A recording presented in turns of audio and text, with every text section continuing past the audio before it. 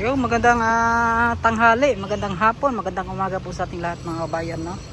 Nandito pala tayo ngayon sa may Davao City Hall, no. City Hall of Davao. Yan, kita po natin mga kabayan, no. Ibinalik na pala sa bagong, sa dating kulay itong Davao City Hall po dito. Ay sir. Yan oh. Binalik na pala sa dating kulay po niya, no. So ganun pa rin po yung struktura po niya, wala pong binago, wala pong dinagdag at binawas, no? Sa noon po na itong forma po ng Davao City Hall, no. Grabe, napakatagal na po ng City Hall na to mga kabayan, no. Bihira ka lang po makakita ng City Hall na talagang hindi po binago. Yan. So kita na po ninyo, no, mga maintenance. So kailangan po ng ganito po mga kabayan para mas hindi po maging marumi tingnan mga bayan, no? Para maipakita muli yung kagandahan po ng noon po na itong City Hall of Davao. Yan.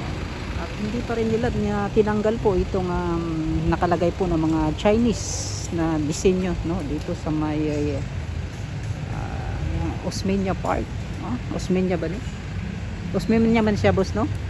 So, Rizal Park. Yeah, Rizal Park pala.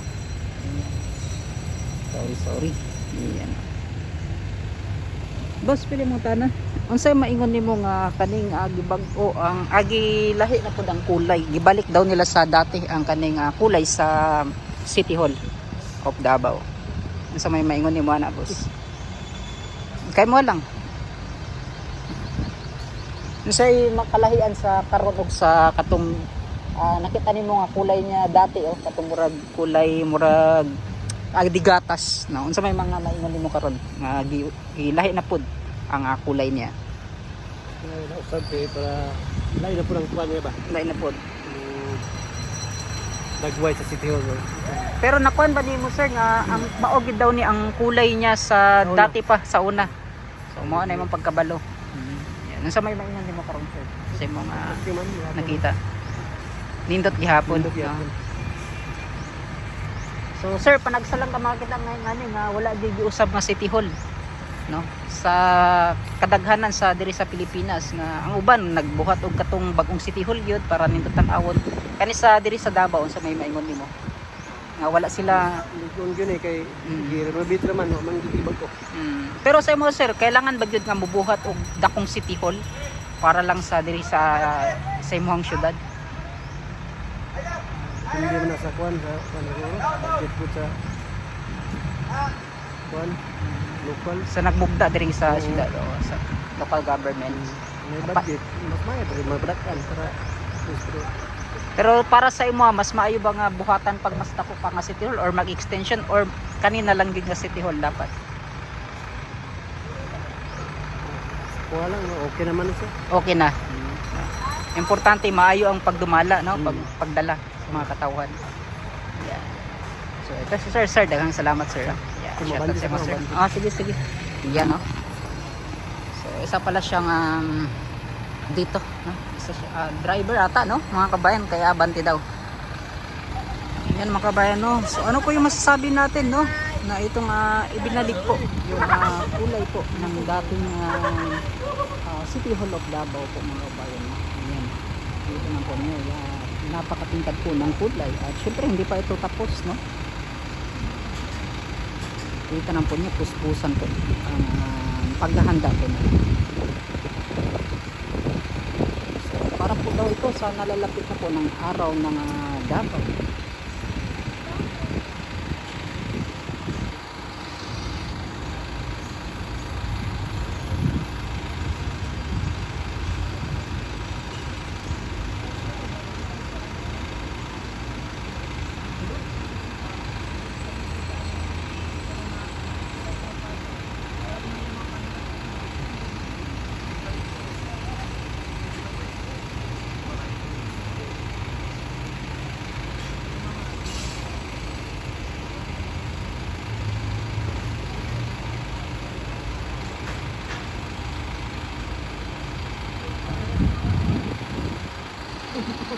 sinasabi, no, kakaiba talaga ang pamumuno po ng mga Duterte. Kasi yun nga po mga kabayan, no, na-maintain po niya yung kagandahan, ng kalinisan po ng City Hall of Davao. Kung ano po yung nakita nyo dati, ito na po yun, no? Kung may mga parte man na tinatanggal, yan po ay for maintenance mga kabayan. Pero yung structure niya talaga, kabuwang structure ay ganito pa rin po daw, no? Yung dating City Hall.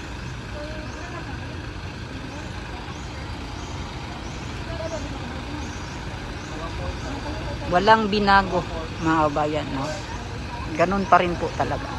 May mga nakita lang tayo na ibang kulay, yun lang po mga kabayan. Pero itong mga tinanggal or anong wala po mga kabayan. So ito po yung dating City Hall po ng Davao. At kahapon pala, nandito pala si Senator Rodante Marcoleta. Talagang nabigla po yung mga Davaoenyo, no? Yung paglabas po ni Senator Rodante Marcoleta dyan. At grabe yung sigawan po ng mga tao na nandito. No? Hindi po nila akalain na bumisita, no, si Kong Rodante Marcoleta kahapon. As senator pala, no. Nasanay po tayo sa Kong, no. Ngayon po ay Senator Rodante Marcoleta. Ngayon po mga bayan, magsasurvey po tayo. Tingnan natin kung sino ba yung karapat dapat, no, na maging tandem po ni Vice President Sara Duterte sa pagiging Vice Presidente po, no. Kasi yun nga ay confirm na po na inanunsyo na ni VP Sara na tatakbo siya na bilang pangulo po ng ating bansang Pilipinas. Yun nga, hati-hati po yung opinion po ng mga kababayan natin, lalong-lalo na itong mga congressman, senador, no, yung mga politikong ayaw at gusto po kay VP Inday Sara. So hati-hati po, no, yung kanilang mga opinion. Yung iba sabi isang estratehiya po dahil yun nga nalalapit na yung mga impeachment trial, no, sa pagdinig po sa itong tatalakayin po ang impeachment case, no, laban po kay VP Inday Sara. Dahil lang sabi nila yung mga ibang congressman po daw nagdadalawang isip na, dahil yun nga po ay baka ay kapag sa botohan na, no, magduno na po yung iba. Dahil nga po alam naman natin hindi po lahat yan, no, nakasuporta sa administrasyon na to. May iba dyan, kumbaga padala lang po sa ihip ng hangin. Ayan. Malalaman natin yan, no, kung susuportahan ba nila para sa impeachment, no, mag-yes ba sila or mag-no. Ayan, no. So, tinawag po nilang political strategy po yung ginawa po daw ni VP Inday Sara. Pero alam naman po natin mga kabayan, no, yung iba nga sabi nila bakit daw napakaaga, no, talagang pinupolitika po ni VP Inday Sara, hindi po daw siya nagtatrabaho. Hindi naman ganoon, no. Hindi po ganoon. Talagang ginagawan po nila ng paraan para lang po masira si VP Inday Sara. Yun lang po yung katotohanan. Ano ba yung meron kung mag-anunsyo siya ng maaga, no? Kapag mag-anunsyo na siya, malapit na yung patapos na po yung candidacy, filing of candidacy, ay may masasabi sila. Ngayon nag-anunsyo po siya ng maaga, may masabi po sila. Talagang may sayad po talaga sa utok itong mga ayaw kay VP Inday Sara, mga kababayan, no. Noong si dating presidente matagal nag-anunsyo, sinabi nila parang kwan daw, ganyan, no? Matagal daw anunsyo na tatakbong presidente. Ngayon naman nag-announce si VP Sara na tatakbong presidente, pagkapangulo, binartikos naman po nila. Ano ba talaga? Lalo na itong Makabayan Black, no?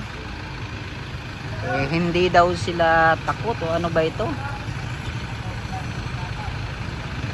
Malalaman natin yan mga kababayan. Kung hindi kayo takot, bakit panay puna, panay batikos, panay yung paghahain po nila ng impeachment, no? Binasura na, no, nung nakaraang taon.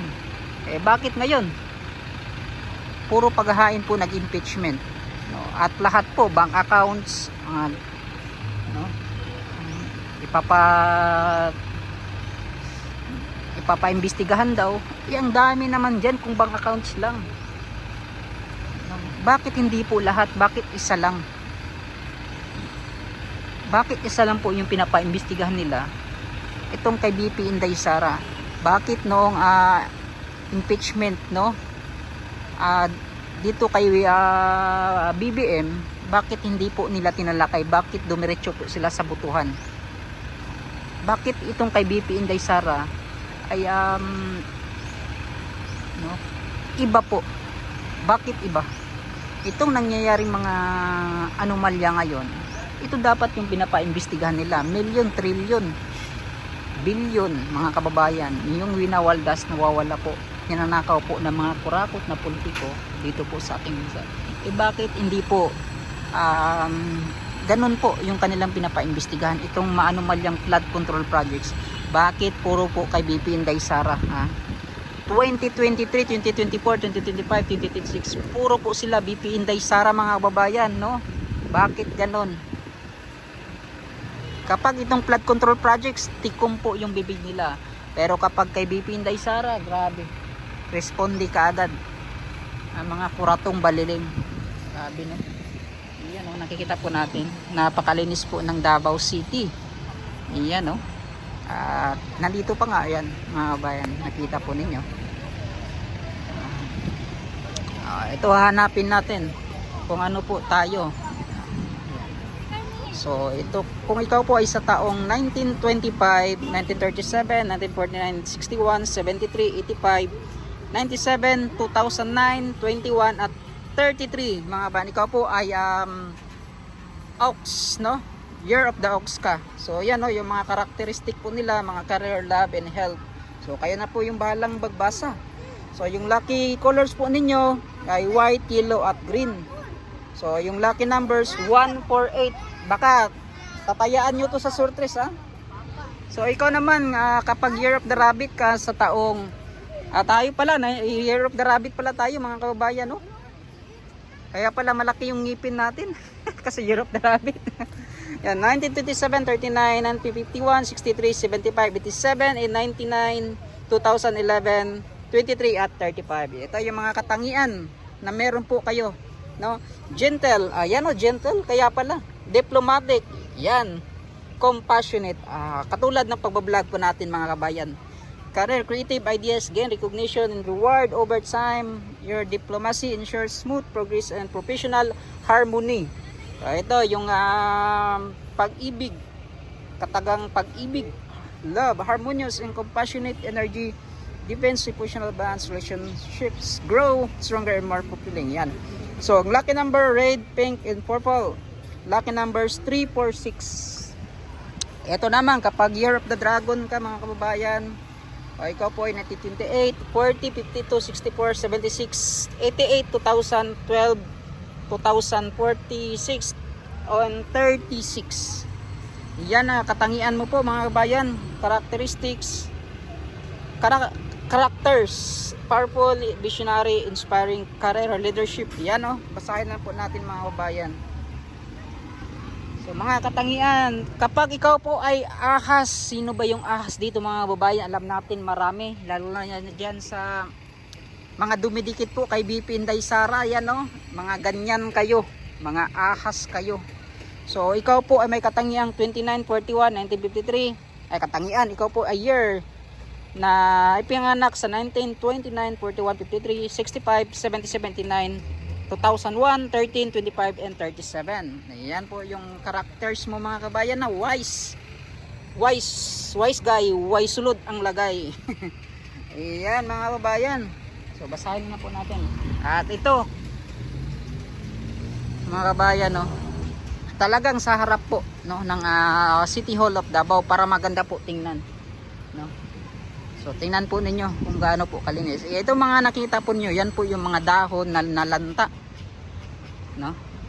Yan, no? Hindi po yan tawag nito, hindi po yan basura mga kabayan, ha. Yan, no? So sobrang ganda, ha. So yan, opinion po ninyo, ano po yung masasabi ninyo dito sa Davao City? At binago na po yung kulay pero ganun pa rin po yung disenyo, no? Wala pong yung structure po niya, walang dinagdag, no? May dinagdag pero yung mga ganun mga bayan, no, iniba na po yung mga glass, yung structure niya talaga, no, kabuuan. Wala pong binago diyan. Ganun na ganun pa rin po talaga. Kung kailan po siya inumpisahan, no, binuild po itong City Hall of Davao. Yan mga kabayan, at maraming salamat. So hanggang dito na lang, ha. Magpupulso po tayo kung sino po yung karapat dapat, no, na dapat na yung pinakamalakas po na tandem ni BP Inday Sara. At yun, uumpisahan na natin na mga kabayan. So hanggang dito na lang. Huwag po nating kalimutan, no, ang kasabihang hindi po magtatagumpay ang kasamaan laban po sa kabutihan. Maraming salamat at hanggang dito na lang. Bye-bye na.